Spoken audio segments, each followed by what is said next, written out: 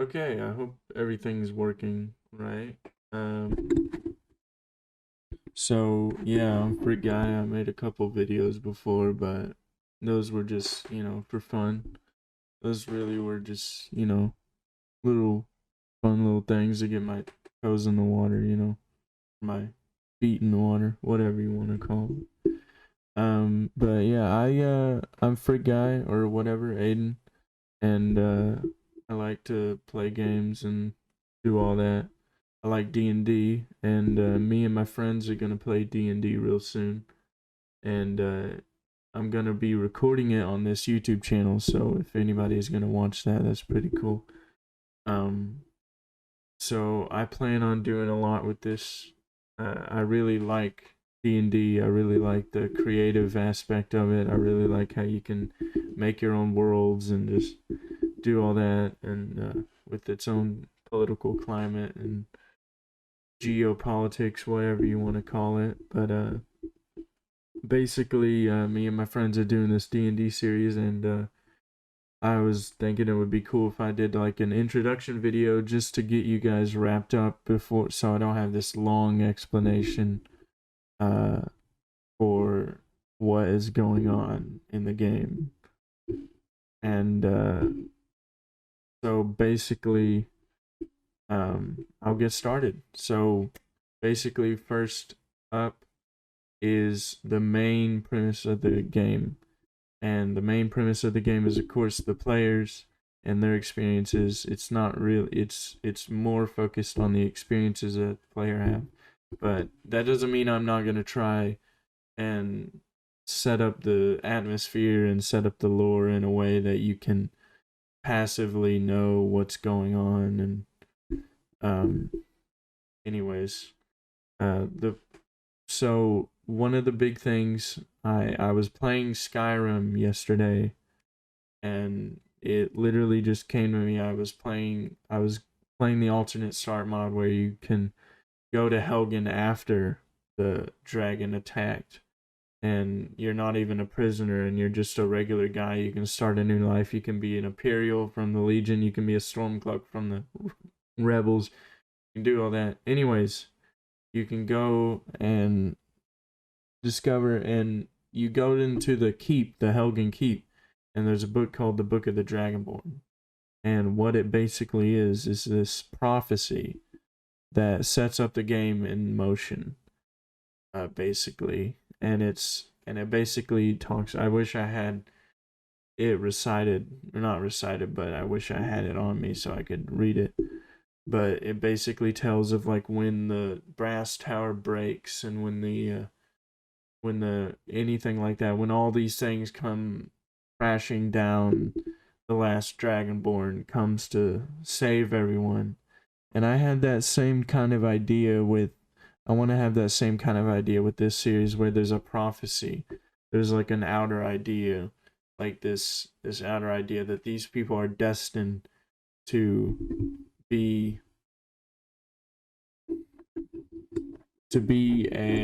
great heroes. And yeah, and basically the name of the name of hopefully I don't say basically too much.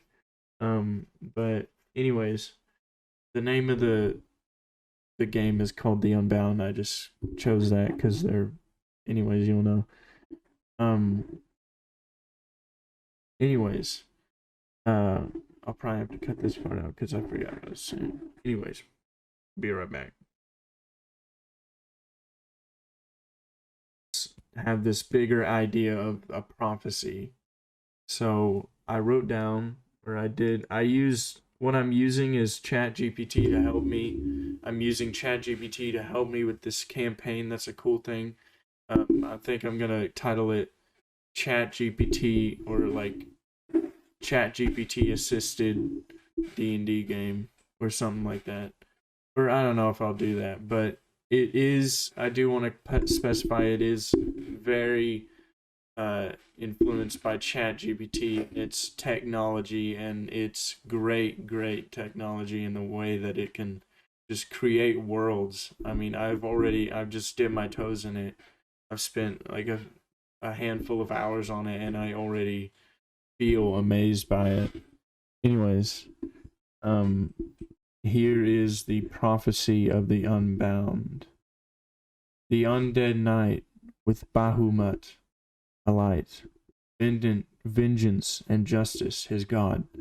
The frogman at water's command, Tiamat pulling his maraude. The Goliath calling on Cord, Lord Almighty of battle and strength. In Coralon's embrace, the mage awaits, archmages of all archmages at length. At last, but not least, the warrior of all thought, guided by Avandra's hand, freedom and change, her battles sought, intelligence her guiding brand. Together these heroes, with gods by their side, shall bring forth a new world and wake, with balance restored and darkness denied, their legacy forever to take. So basically that's the prophecy. The prophecy is basically these people, these players are meant to, anyways, experience this world and meant to, anyways, I thought it would be a cool way to set up the game. Before everybody plays, I'm probably going to say this all in the beginning. But I'm not going to say everything.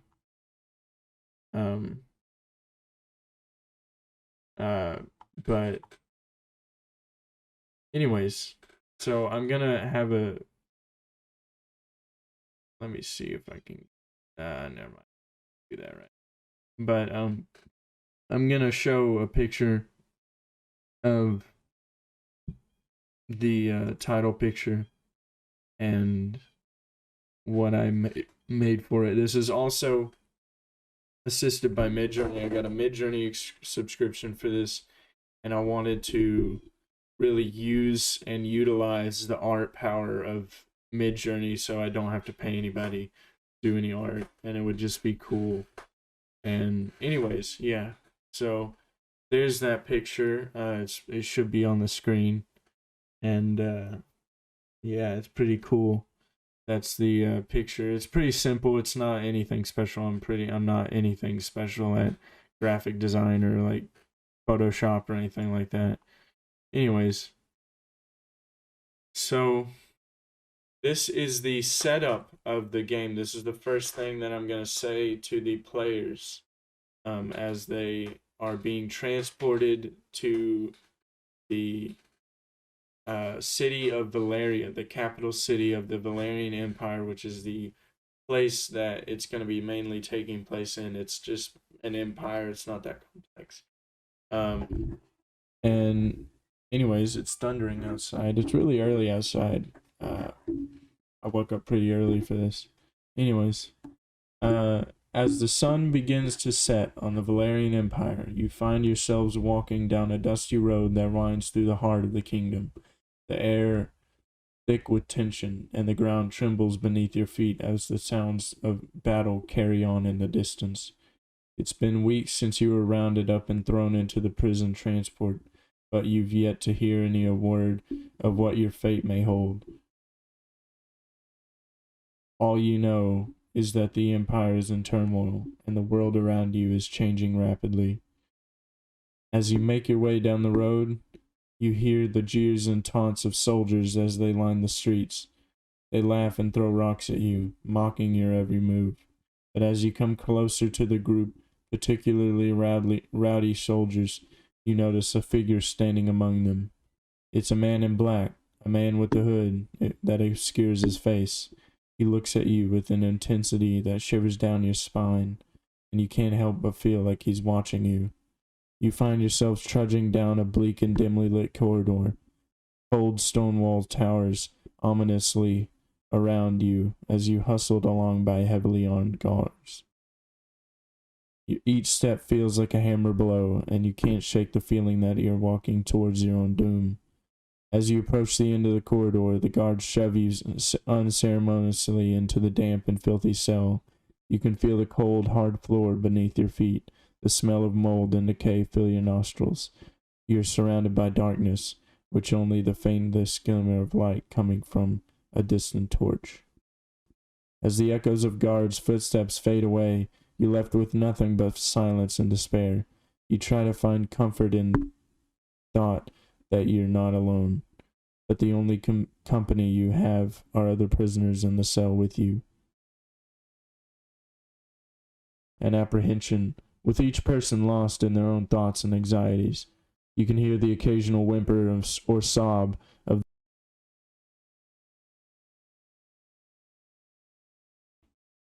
chains clinking against the stone walls fills your ears. As you stare into the darkness, you realize that you're not entirely sure why you're thrown into this place or what your fate may hold. All you know is that you are trapped, and with no way out and no one to turn to. As the weight of your situation begins to crush on you, you can only hope to find someone or something to come to your aid. But for now, you're alone in the darkness, a prisoner in this grim and motionless world. So that is the setup for the game, the main setup, not the prophecy, but the main setup for the game. They're walking along the road. They're in a prison cell with a bunch of prisoners. All these players are together with other prisoners. Yeah. So, and of course, this is all going to be a series, so you can watch it. So stay tuned for that. Please subscribe or like or whatever. Do all that. Just subscribe, even if you won't watch it, or just watch it if you want to. In your meantime, just put it on while you're playing a game. Put it on while, I don't know, whatever you want. Just support me or whatever, you know. So that is the setup of the game. My inspiration, of course, is high fantasy, is regular medieval fantasy, but with a Roman twist, with like the Empire is like Roman, kind of like the Imperials from Skyrim. I'm heavily inspired by Skyrim. But yeah, so anyways, I'll pop an image up screen of the city of Valeria and the region of Valerian County. That's where it resides and all that. That's where it is. It should be on screen.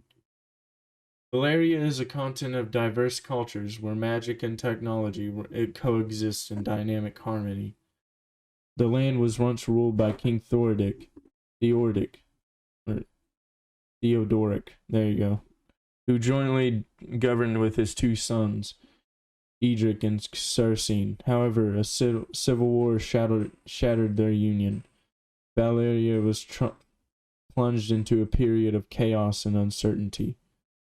The capital city of Valar was once a beacon of hope, bustling metropolis where trade, culture, innovation thrived.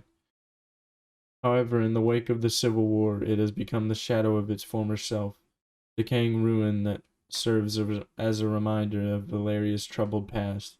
The other cities of Valeria have fared others slightly better, with many falling into despair and abandonment. The capital city of Valar was once a beacon of hope, a bustling metropolis where trade, culture, and innovation thrived.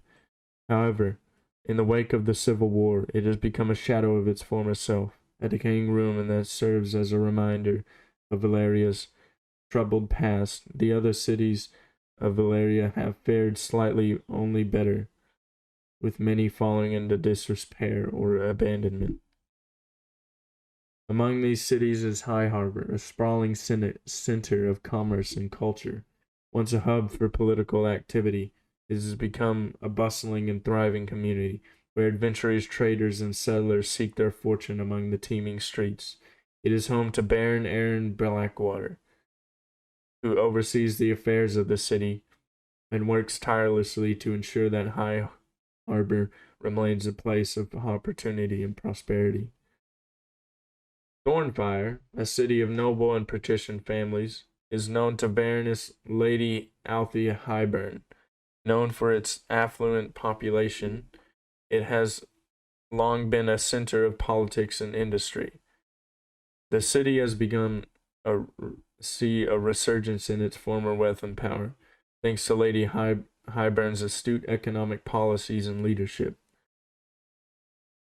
And then there is Duskwater, a county on the western coast of Valeria. It is known for its seafaring culture and natural beauty. It boasts a bustling port, and many fishermen and sailors call Dustwater their home. The county is led by Baron Thomas Gray, a veteran sailor who is dedicated to protecting his people from external threats and promoting trade and commerce through the region. Ebon Hollow is a city of magic and intrigue, a place where arcane arts are studied and mastered. The city's mages' towers house some of the most brilliant minds in Valeria, and the current ruler, the mage Rylathar,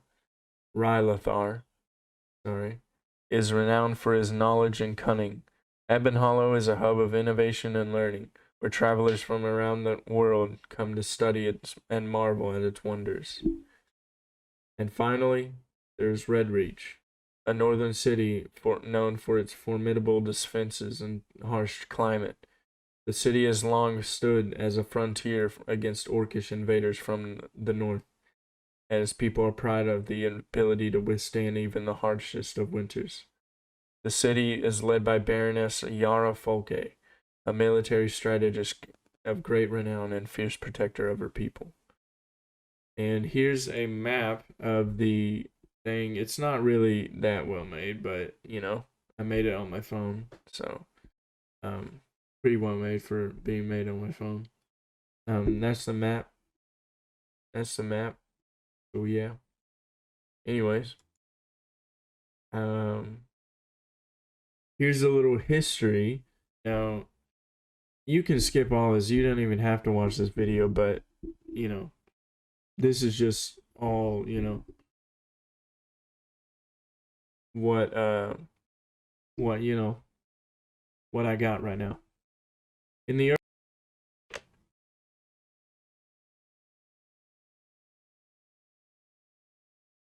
early days, the county was a small patchwork of fiefdoms and city-states by the name of Romea, with no central authority to speak of. It was until a great hero rose, named Aldrich Valerian, who was able to unite the various factions and form them into a powerful, single kingdom known as Valeria. The kingdom prospered, with trade and agriculture booming and arts and scientists flourishing. However, when his bloodline died with King Constantine Valerian, without any clear heirs, the kingdom was thrown into chaos, with the various factions and noble families vying for control. After many conflicts of interest, but never bloody conflicts, the kingdom was finally made into a diverse empire with rapid expansion due to the annexation of Orcish territory and a peace agreement between the two ancient enemies. When the closest non-blood heir, an advisor to the King Valerian title specifically, agreed to crown one of the most powerful senators in all of Valeria as the first emperor of the new Holy Valerian Empire. In his name was Constantine Valerian II of High Reach. The empire lasted 87 years so far. However, the decision proved to be a controversial one. In recent times, as two Aldrich's sons, as two Constantine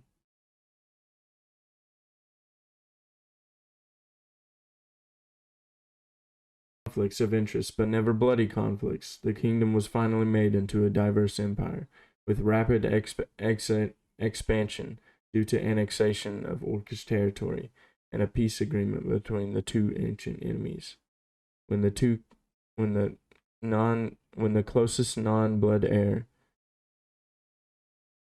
after many conflicts of interest, but never bloody conflicts, the kingdom was finally made into a diverse empire, with rapid expansion due to the annexation of Orcish territory, and a peace agreement between the two ancient enemies.